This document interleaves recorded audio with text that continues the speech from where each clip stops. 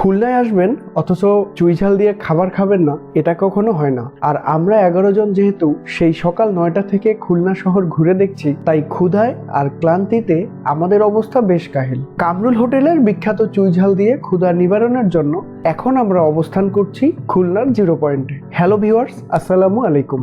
সবাইকে আবারও শুভেচ্ছা জানিয়ে শুরু করছি সুন্দরবন ভ্রমণের পর্বভিত্তিক ভিডিওর আজকে পঞ্চম পর্ব। এই পর্বে থাকছে খুলনার বিখ্যাত চুইঝাল দিয়ে লাঞ্চ করার অভিজ্ঞতা এবং খুলনা বিশ্ববিদ্যালয় ভ্রমণ সম্পর্কে। চলুন তাহলে কথা না বাড়িয়ে শুরু করি। ইতিমধ্যে আমাকে রেখেই আমার ট্যুর মেম্বাররা সকলেই খেতে বসেছেন। তাদের খাবারের আগ্রহ দেখে এটা বলার অপেক্ষা রাখে না তারা কতটা ক্ষুধার্ত। এখানে দেখতে পাচ্ছি প্রথমে ভাত আর ভর্তা দিয়ে শুরু করেছে, আর এই র্যাকে রয়েছে বিভিন্ন ধরনের খাবার। আমরা বেশি ঝামেলায় না গিয়ে সাদা ভাত, ভর্তা, ডাল, সালাদ এবং বিখ্যাত গরুর মাংসের চুইঝাল দিয়ে দুপুরের খাবারের মেনু নির্ধারণ করেছি। চুইঝাল কি? চুইঝাল গাছ দেখতে অনেকটা পানের লতার মতো, পাতা লম্বা ও পুরু হয়ে থাকে। পাতায় কোনো প্রকার ঝাল নেই, কিন্তু এর কাণ্ড বা লতা ডাটার মতো কেটে কেটে ছোট টুকরো করে মাছ অথবা মাংসের সাথে রান্না করে খাওয়া যায়। রান্নার পর এই টুকরোগুলো চুষে বা চিবিয়ে খাওয়া যায়। চুইঝালের ব্যবহার: চুইঝালের কাণ্ড মাংসের মশলা হিসেবে ব্যবহার করা হয়। খুলনা, সাতক্ষীরা, বাগেরহাট, যশোর এসব এলাকায় বিখ্যাত মশলা হিসেবে এই চুইঝাল ব্যবহার করা হয়। চুইঝালের শিকড়, পাতা, ফুল এবং ফলে ঔষধি গুণ রয়েছে। চুইঝাল মাছ ও মাংসের সাথে রান্না করে খাওয়া হয়। আপনি কেন চুইঝাল খাবেন? আমাদের দেশে অধিকাংশ মানুষের গ্যাস্ট্রিকের সমস্যা রয়েছে। এই গ্যাস্ট্রিকের সমস্যা ও কোষ্ঠকাঠিন্য দূর করতে চুইঝালের ভূমিকা অনেক। খাবারের রুচি বাড়াতে এবং ক্ষুধামন্দা দূর করতে চুইঝাল খাওয়া যেতে পারে। পরিপাকতন্ত্রের প্রদাহ সারাতে চুইঝাল অনেক দারুণ উপকারী।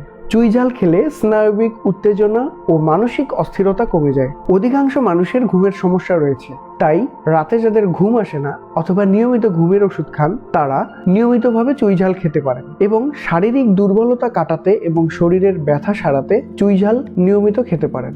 সদ্য প্রসূতি মায়েদের শরীরের ব্যথা দ্রুত কমাতে চুইঝাল ম্যাজিকের মতো কাজ করে। যাদের কাশি, কফ, হাঁপানি, শ্বাসকষ্ট, ডায়রিয়া ও রক্তস্বল্পতা রয়েছে, তারা চুইঝাল খেতে পারেন। চুইঝালের সাথে আদা পিষে খেলে সর্দির সমস্যা সমাধান হয়।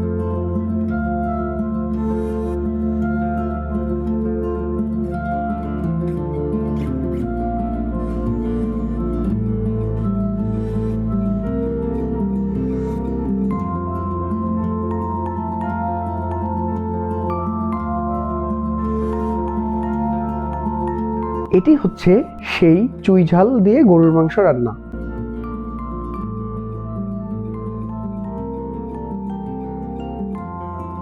খুলনা 0 পয়েন্টে দুপুরের খাবারের পর কিছুটা বিশ্রাম এবং পড়ন্ত বিকেলটা কাটিয়ে দিতে আমরা চলে আসলাম খুলনা বিশ্ববিদ্যালয়ে। প্রিয় দর্শক, চলুন খুলনা বিশ্ববিদ্যালয়ের ক্যাম্পাস ঘুরে দেখতে দেখতে এই বিশ্ববিদ্যালয় সম্পর্কে আমরা কিছু তথ্য জেনে নিই। খুলনা বিশ্ববিদ্যালয় বাংলাদেশের একটি সরকারি বিশ্ববিদ্যালয়।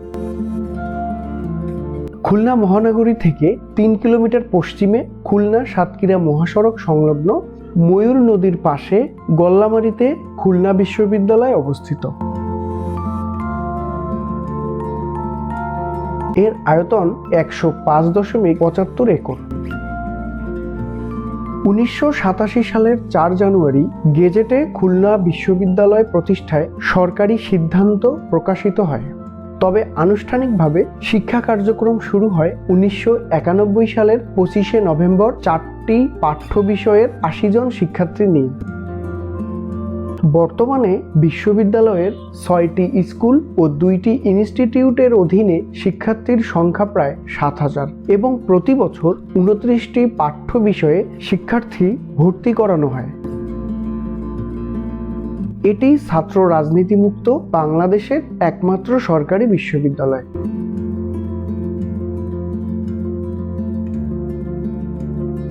এই বিশ্ববিদ্যালয়ের প্রথম উপাচার্য বাংলাদেশের প্রকৌশল বিশ্ববিদ্যালয়ের শিক্ষক অধ্যাপক ডক্টর গোলাম রহমান।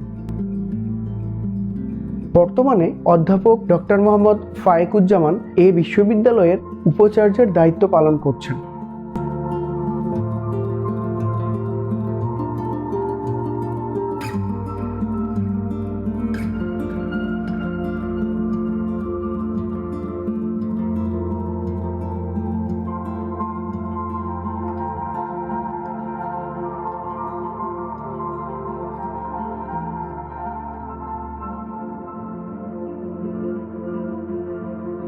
অনেকগুলো ফুলের বাগানের মধ্যে আমার মন কেড়ে নিয়েছে সূর্যমুখী ফুলের বাগান। ক্যাম্পাসের বেশ কিছু জায়গায় অসংখ্য সূর্যমুখী ফুলের বাগান রয়েছে।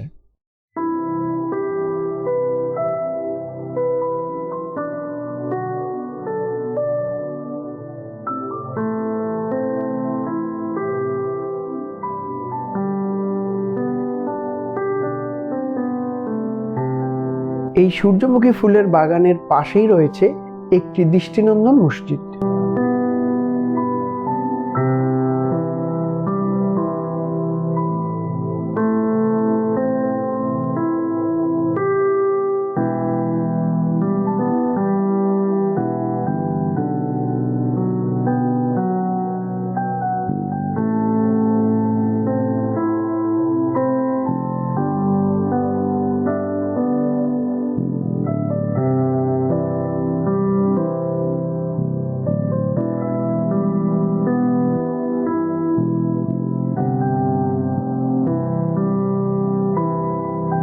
প্রিয় দর্শক, স্ক্রিনে আপনি এখন যে বাড়িটি দেখতে পাচ্ছেন, এই বাড়িটির নাম হচ্ছে স্বর্ণকমল। একসময়ের কুখ্যাত সন্ত্রাসী এরশাদ শিকদারের বাসভবন এটি।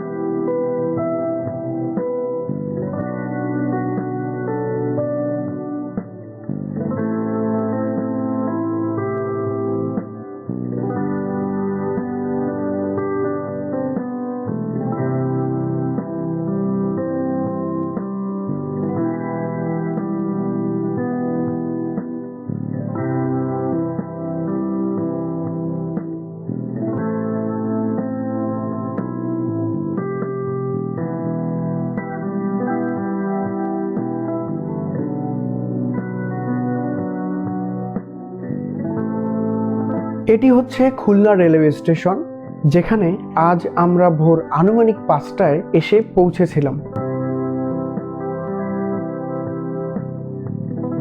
এখন আমরা যাচ্ছি 4 নং নদীবন্দর ঘাট, যেখান থেকে আমরা খুলনা শহর দেখতে সকাল 9টায় রওনা দিয়েছিলাম।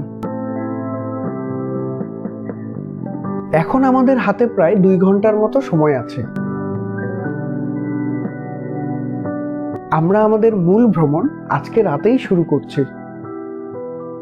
সুন্দরবনের উদ্দেশ্যে আমাদের শিপ রাত 9 ঘটিকায় খুলনা 4 নং নদীবন্দর ঘাট ছেড়ে যাবে। তো দর্শক, সুন্দরবন ভ্রমণের ধারাবাহিক পর্বের আজকে 5ম পর্ব এখানেই শেষ করছি। আগামী পর্ব থেকে শুরু হচ্ছে সুন্দরবন ভ্রমণের মূল রোমাঞ্চকর পর্ব।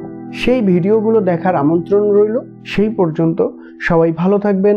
আল্লাহ হাফেজ। আসসালামু আলাইকুম।